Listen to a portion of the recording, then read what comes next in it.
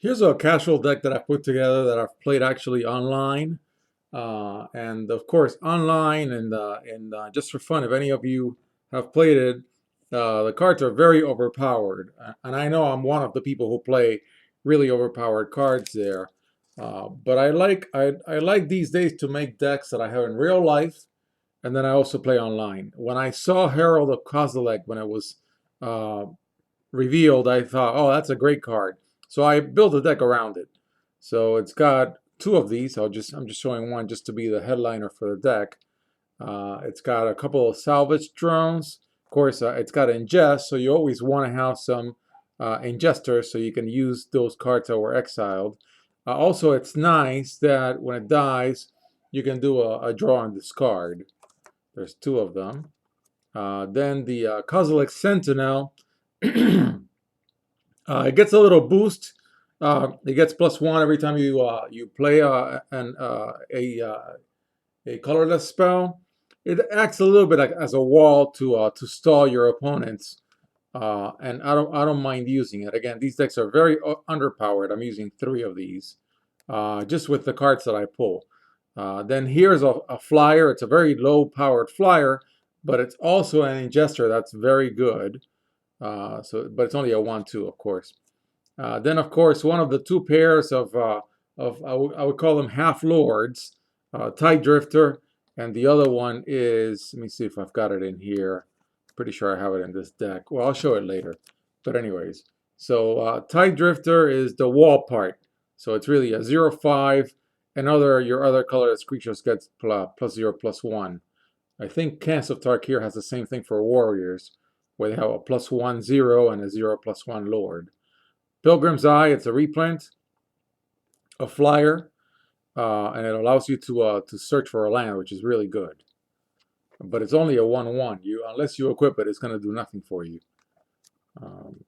But this deck is really slow, anyways, and it's just fun. It's a tabletop. It's a kitchen table deck. So here goes Nettle Drone, which I think is a great card.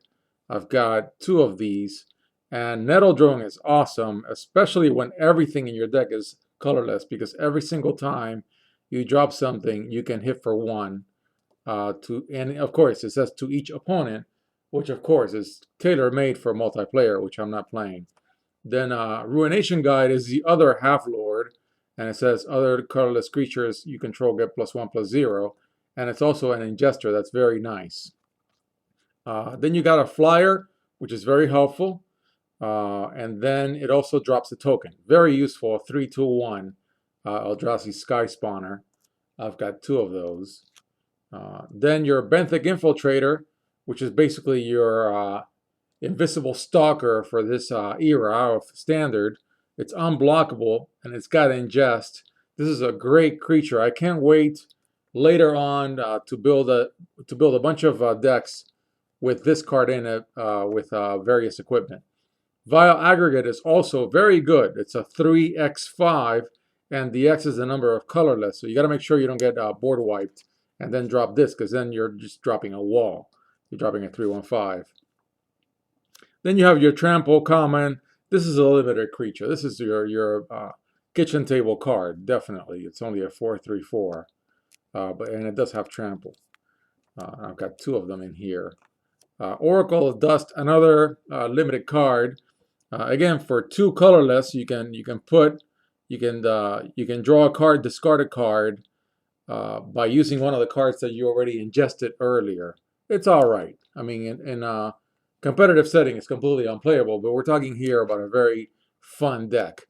Ulamog's Reclaimer is, I think, the heaviest card in here. It's a 5/2/5.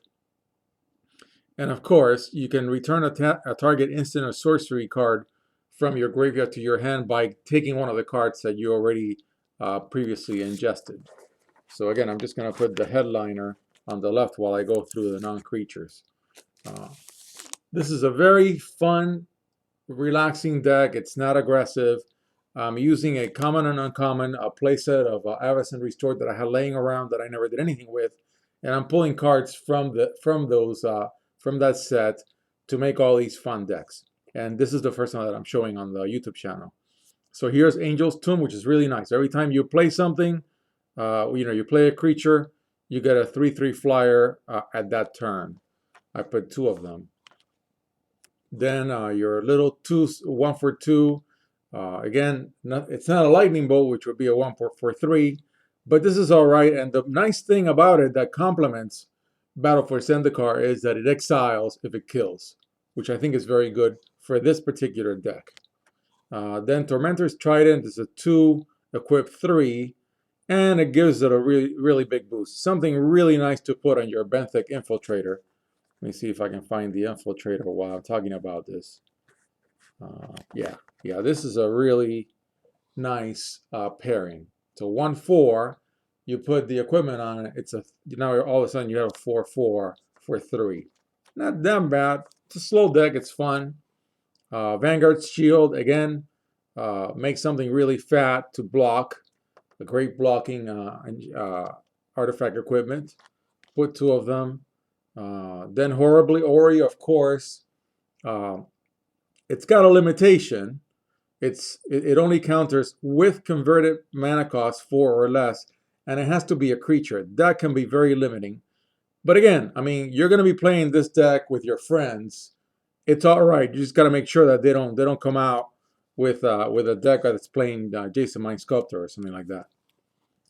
And also, of course, Touch of the Void. I think somebody said online, sorcery is the new instant. That's definitely the case. Battle for Zendikar is very ramped down. I think even more than Theros. Actually, I wish we had Theros and Battle for Zendikar in the same standard, and then everything would be really slow, but you play a ton of cards. Right now, a lot of these cards are really waiting for Cans of Tarkir to rotate out. But yeah, this is a 3 for 3, and it exiles, just like the 1 for 2 from Avacyn Restored, but man, is that a slow game. Then you've got also another counterspell, 3-drop instant. It's kind of like a Mana Leak, but Mana Leak is a 2. Of course, Mana Leak forces you to play 3 mana. This forces you to play 4, and it exiles. This is actually not a bad card. I mean, it's a little slower. Of course, this is what the new standard is all about. And I don't mind a little slow every now and then. So there you have it. Some really fun cards I made into a deck. I've actually played it online. It does well. It's got its own dynamic and it works well. Again, unfortunately, a lot of people online, and I'm one of the guilty parties, play a bunch of planeswalkers and totally slaughter you. So there you have it.